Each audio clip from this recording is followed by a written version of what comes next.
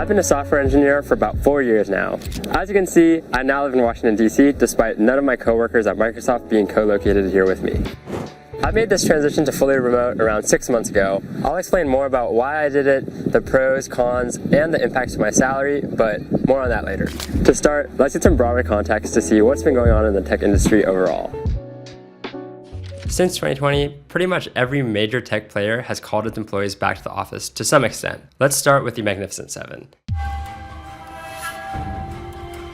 No, I'm not talking about the movie, I'm talking about the 7 mega cap tech giants. This would be Amazon, Alphabet, which is Google's parent company, Apple, Meta, Microsoft, Nvidia, and Tesla.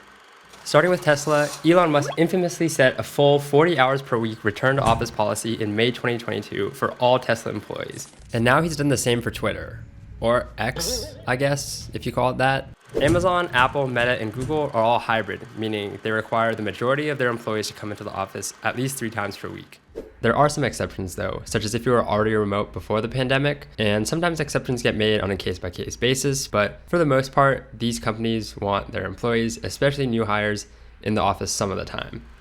Now on to my company, Microsoft. There's no official mandate, and the policy varies a lot by org and team, and sometimes even manager on a case-by-case basis. More about that and my experience later. Last but not least, there's Nvidia, which from what I gather actually is pretty remote friendly.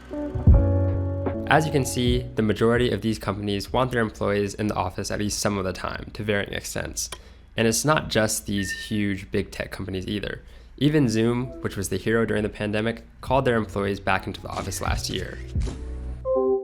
Zooming out, pun intended, 2023 was a tough time to be a software engineer in general. Zuck highlighted this by calling it the year of efficiency, which is basically corporate speak for mass layoffs, and it looks like 2024 is following that trend.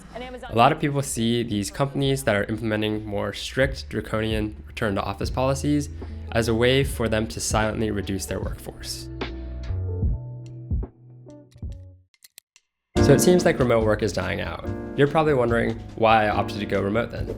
The reason is, my girlfriend has a job that she really likes that's based out of here in Washington, D.C. And at this point in our careers, it's easier for me to go remote than it is for her.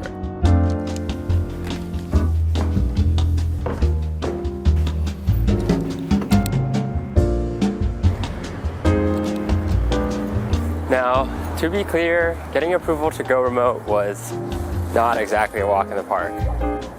Frankly, it was a really long and drawn-out process that required a ton of approvals, well beyond my manager going up the food chain. When I joined Microsoft, it was specifically for Microsoft Atlanta, and even though I was living and working out of Raleigh at the time, they hired me for Microsoft Atlanta, which means they didn't want me to be working out of the Microsoft Raleigh location.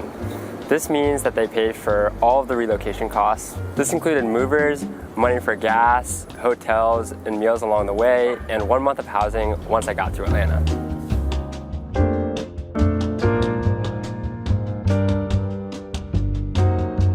This apparently cost Microsoft around $15,000, so it's clear that Microsoft was really looking to invest in growing its engineering presence around Atlanta. Keep in mind, when big tech companies open large new offices in new locations, a lot goes into it. Oftentimes, they promise to deliver X amount of jobs to the area, and in return, they get tax breaks or other significant benefits. So I definitely understand why companies are not itching to let their employees go remote whenever they want. But anyways, let's talk about my experience as a hybrid worker when I was living and working out of Atlanta.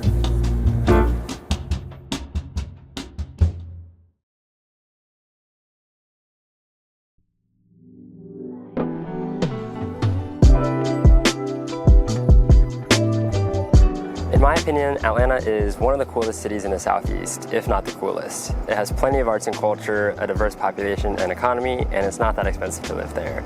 So I was certainly open to relocating there. I was the first on my team to relocate. Coming out of the pandemic, there wasn't a strict deadline on when people had to relocate by, so for the first 4 or 5 months in Atlanta, I was kind of just there, since none of my teammates had moved yet. In retrospect, I actually don't think this was a bad thing per se, because it forced me to make friends and establish a new social life in Atlanta outside of just my immediate coworkers. There are a lot of positive intangibles that come about from this way of working. Most people on my team would only come in on a designated 1 day a week, but I usually would aim to come in 3, maybe 4 times a week because I like coming into the office and the office is really nice.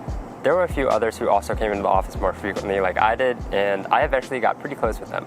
In the long term, this is probably my preferred approach to working. You still get to benefit from some flexibility throughout the week, but you also benefit from the workplace banter and a stronger connection with your coworkers.